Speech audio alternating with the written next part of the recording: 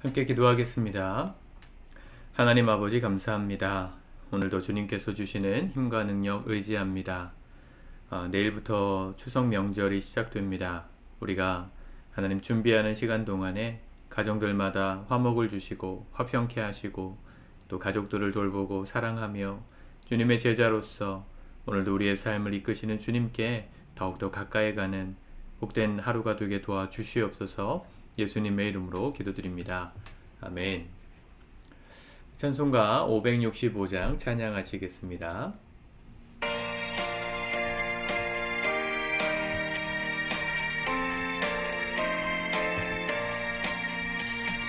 예수께로 가면 나는 기뻐요. 걱정 근심 없고 정말 즐거워. 예수께로 가면 나는 기뻐요. 나와 같은 아이 부르셨어요. 예수께로 가면 맞아주시고 나를 사랑하사 용서하셔요. 예수께로 가면 나는 기뻐요. 나와 같은 아이 부르셨어요.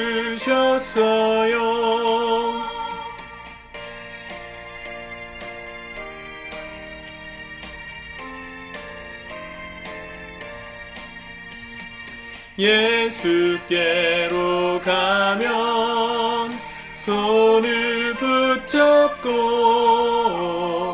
어디서나 나를 인도하셔요. 예수께로 가면 나는 기뻐요. 나와 같은 아이 부르셨어요. 아멘. 오늘 하나님 말씀 열왕기하 7장을 같이 묵상하도록 하겠습니다. 오늘 열왕기하 7장의 이야기는 어제 우리 보았던 열왕기하 6장 24절부터 이어지는 말씀이죠. 어제 6장 23절에서 다시는 이 아람의 군대가 이스라엘을 쳐들어오지 못했다는 기록이 있습니다. 하나님께서 이 사환의 눈을 여셔서 엘리야를 사로잡으러 온 아람 군대 사람들을 눈을 멀게 하셔서 사마리아 성까지 포로로 잡아갔다가 음식을 주고 놓아보냈던 그 하나님의 위엄을 보았던 군사들이 다시는 오지 못했다 그랬습니다. 근데 그 다음 절 24절 6장 24절에서 아람 왕 벤하닷이 그의 온 군대를 모아 올라와서 사마리아를 애워싸니 벤하닷이라는 아람의 또 다른 왕이 침략을 한 거죠. 성서학자들은 그 23절과 24절의 시간적 간극이 한 4년 정도 될 것으로 봅니다. 4년 동안 전쟁이 없었다가 벤하닷이라는 왕이 쳐들어왔을 때 이 사마리아가 고립돼요. 북이스라엘의 수도였던 사마리아가 고립되어서 굉장히 어려움 중에 처합니다. 6장 25절에 보면 성중이 크게 줄여서 나귀머리 하나에 은 80세겔이요 비두길동 4분의 1갑에 은 5세겔이라. 그리고 나서 성에 있는 여인이 왕에게 도와달라 그러죠. 뭘 도와달라고 했는지를 보시면 참 비참하고 끔찍합니다. 어제 먹을 것이 없어서 내 아들을 잡아먹었는데 오늘 차례가 된 저 여인의 아들을 내놓지 않아서 우리가 굶주려 죽게 됐다. 저 여인의 아이를 잡아먹을 수 있도록 여인의 아이를 잡아달라. 이런 호소를 하는 것이죠. 이 비참한, 사실은 이것은 하나님을 섬기지 않고 저주를 받을 때 나타나는 아주 끔찍한 저주 중에 하나였습니다. 부모가 자녀를, 사람이 사람을 먹는 이 끔찍한 일을 당한 북이스라엘의 왕이 엘리사에게 원망하죠. 하나님의 사람이 어찌하여 이런 일이 일어나느냐. 그리고 나서 이어지는 말씀이 오늘 7장의 이야기입니다. 얼마나 굶주렸는지를 예전에 제가 설교했던 설교를 한번 들어보시면 아시겠지만 이 한 세겔, 이 나귀 머리 하나에 은 80세겔이었다. 한 세겔은 노동자 한 4일 정도의 품삯입니다. 그러니까 80세겔 그러면 한 거의 1년치 연봉이죠. 또 비둘기똥은 보통 연료나 불쏘시개로 쓰였는데 그 장작으로 쓰여지는 비둘기똥 4분의 1갑 4분의 1통을 사는데도 은 5세겔, 그러니까 한 달치 연봉이 들었다, 월급이 들었다 할 정도였으니까 정말 비참했던 때인데 엘리사에게 원망하는 이스라엘의 왕의 말을 듣고 엘리사가 오늘 대답합니다. 7장 1절 여호와의 말씀을 들을지어다. 여호와께서 이르시되 내일 이맘때에 사마리아 성문에서 고운 밀가루 한 스아를 한 세겔로 매매하고 보리 두 스아를 한 세겔로 매매하리라 하셨느니라. 밀가루 한 스아, 우리식으로 따지면 한 10kg? 그걸 한 세겔 아까 말씀드렸죠. 4일 정도 되는 품삯이라고. 그렇게 물가가 나아질 거라는 거예요. 그렇죠. 비둘기 똥 사는데도 한 달 월급 들었는데 이제 밀가루 한 포대 사는데 4일, 일주일 정도 품삯이면 된다. 인플레이션이 끝난 거죠. 네, 빨리 우리 이 세계 경제가 좀 회복돼서 우리도 물가가 좀 내려갔으면 좋겠다는 마음이 드는데 내일이면 그렇게 될 거라는 거예요. 이 얘기를 듣고 왕의 군대 장관 2절에 보면 왕이 그의 손에 의지하는 자 곧 한 장관이 하나님의 사람에게 대답하되 여호와께서 하늘에서 창을 내신들 이 화살을 막 쏘신들 어찌 그런 일이 있으리요. 엘리사가 이르되 내가 내 눈으로 보리라. 그러나 그것을 먹지는 못하리라.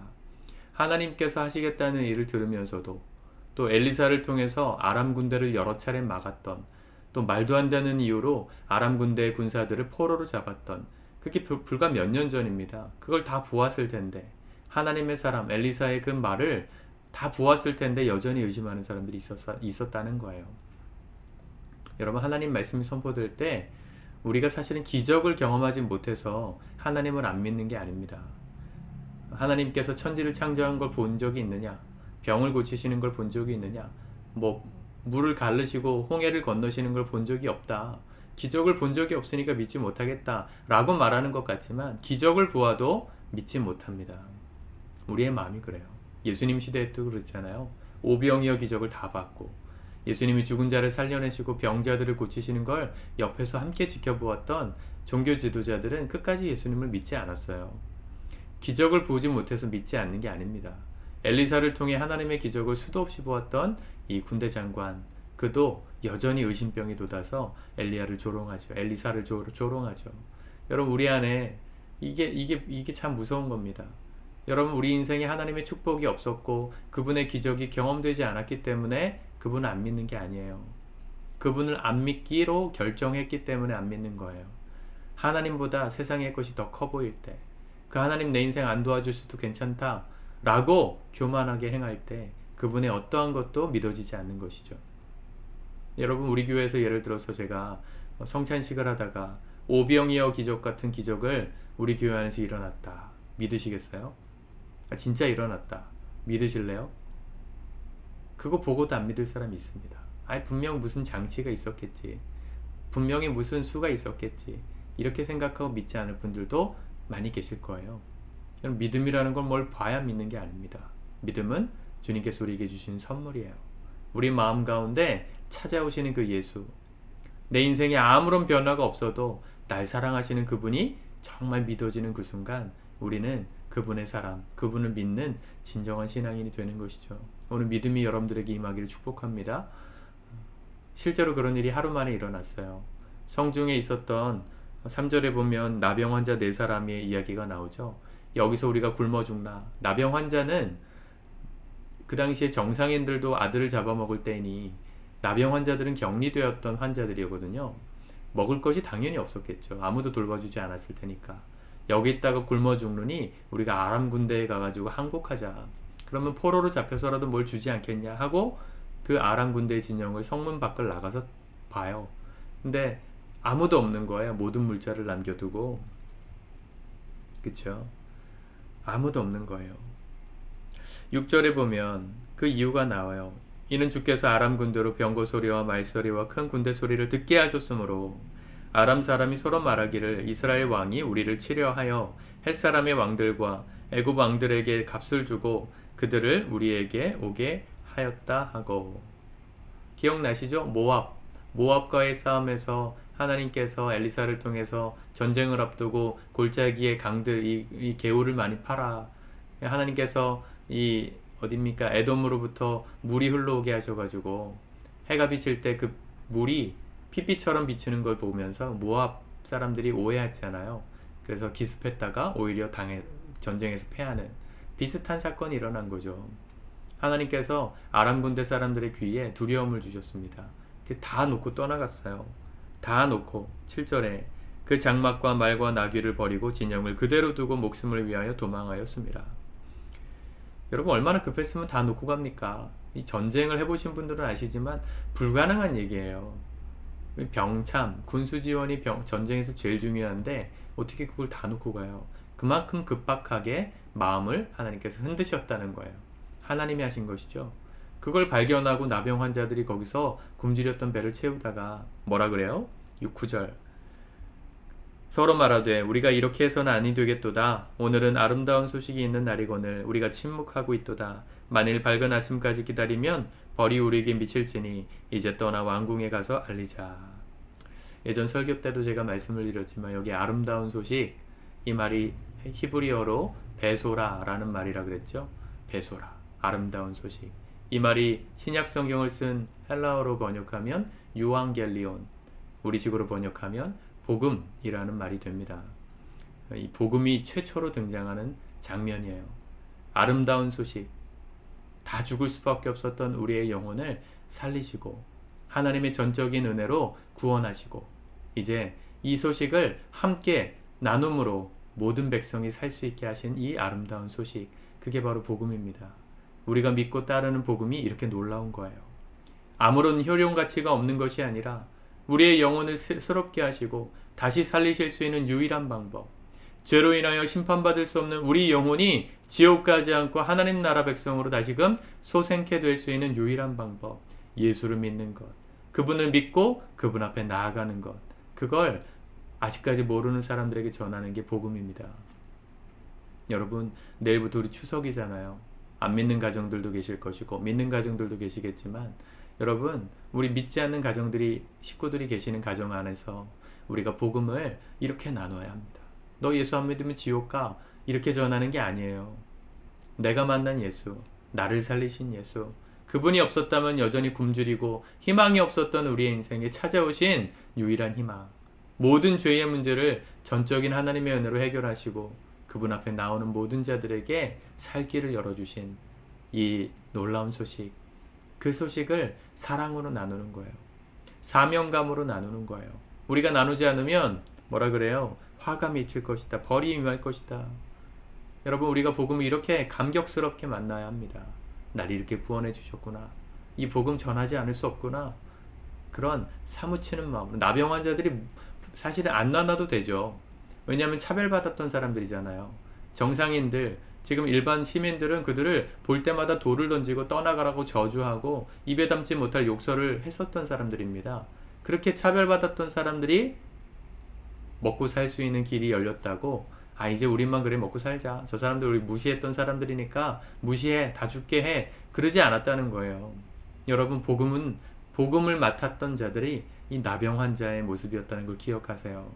차별받고 무시당하고 때로는 그 사람이 나를 멸시하고 조롱하여도 우리가 만난 이 복음, 날 살리신 복음 전하지 않을 수 없다.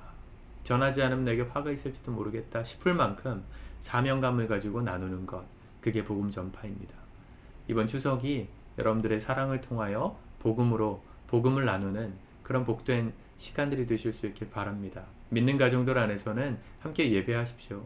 제가 카톡방에 올려드린 추석 가정 예배 나눔지를 통해서 여러분 함께 예배하고 또 우리에게 주신, 우리 가정에 주신 이 구원의 은혜를 함께 기뻐하고 또 다른 이웃들에게 나누기를 결심하고 결단하는 그런 명절 되실 수 있기를 바랍니다. 주님 안에서 아름다운 소식이 이번 추석 명절 가운데 여러분들의 삶 가운데 풍성하게 일어나기를 우리 주님의 이름으로 축복합니다. 기도합시다. 주님 감사합니다. 오늘도 주의 말씀 붙들고 살기를 원합니다. 우리를 구원하신 하나님의 놀라운 사랑, 그 말도 안 되는 은혜 우리가 잊지 않게 하시고 우리만 누리고 배부르게 끝나는 것이 아니라 이 소식을 아직도 모르는 많은 사람들에게 나누고 전해주고 함께 사는 우리 믿음의 형제자매들로 살아가는 우리 모든 성도들 되게 도와주시옵소서. 이번 추석 명절이 그렇게 복음의 아름다운 소식을 함께 나누고 함께 사는 역사가 우리 가정들마다 놀랍게 일어날 수 있도록 축복하여 주시옵소서. 예수님의 이름으로 기도드립니다. 아멘.